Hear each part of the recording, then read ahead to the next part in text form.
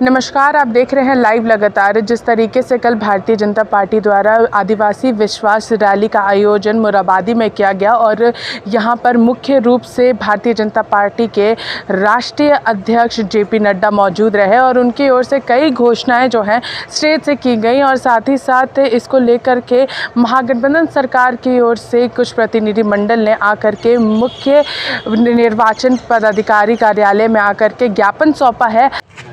देखिए, कल यहाँ पर भारतीय जनता पार्टी की रैली थी। रांची जिला में आगामी 23 तारीख को निर्वाचन आहूत है मांडर, जो कि रिजर्व कंस्टिट्यूएंसी है फॉर एसटी। उस संबंध में कल उनकी मीटिंग थी।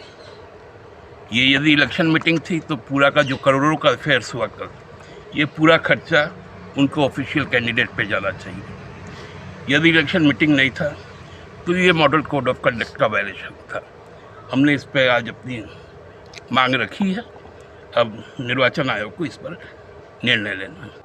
तो आपने यहाँ पर सुप्रिय भट्टाचार्य को सुना, उन्होंने सीधे तौर पे यहाँ पर कहा है कि अगर ये पूरे मामले को जिस तरीके से उन्होंने पदाधिकारी के सामने रखा है और उनकी ओर से इसके लिए इस रैली के लिए यहाँ से परमिशन नहीं लिया गया है, तो इसको पूरी तरीके से अब निर्वाचन आयोग के हाथ में है कि आखिर ये क्या कुछ करते हैं। और साथ ही साथ यहाँ पर मुख्य निर्वाचन आयोग के जो अधिकारी है उन्होंने इसे अपने संज्ञान में लिया है। अब सुनते हैं कांग्रेस के प्रदेश प्रवक्ता राजीव रंजन का क्या कुछ कहना है इस मामले को लेकर।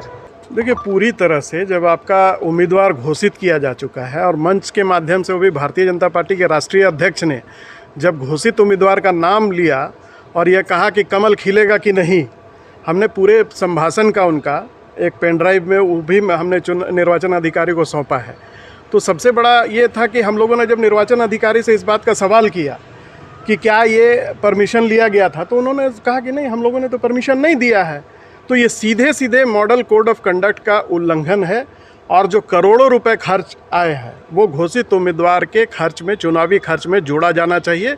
हमने अपनी कड़ी आपत्ति दर्ज की है और पूरा जो साक्ष्य है उसको भी देने का काम किया है। अब मामला जो है निर्वाचन अधिकारी के संज्ञान में आ गया है। उन्होंने कहा कि हम इसको संज्ञान में लेकर के कार्रवाई करेंगे। तो आपने यहाँ पर राजीव रंजन को सुना, उन्होंने सीधे तौर पे बताया है कि इसको लेकर के उन्होंने कई महत्वपूर्ण जो वीडियो है वो पदाधिकारी को सौंपा है। साथ ही साथ यहाँ पर मांग की है कि इसको लेकर के कार्रवाई की जानी चाहिए, क्योंकि मांडर उपचुनाव नज़दीक है और इन सारे मुद्दे को लेकर के वहाँ की प्रत्याशी जो है बीजेपी की गंगोत्री कुजूर का नाम लेकर के यहाँ पर सीधे तौर पर कहा है कि कमल खिलेगा या नहीं। इसकी उन लोगों से जो है वहाँ पर जो जनता मौजूद थी उनसे पूछ रहे थे कि कमल खिलेगा या नहीं मांडर में।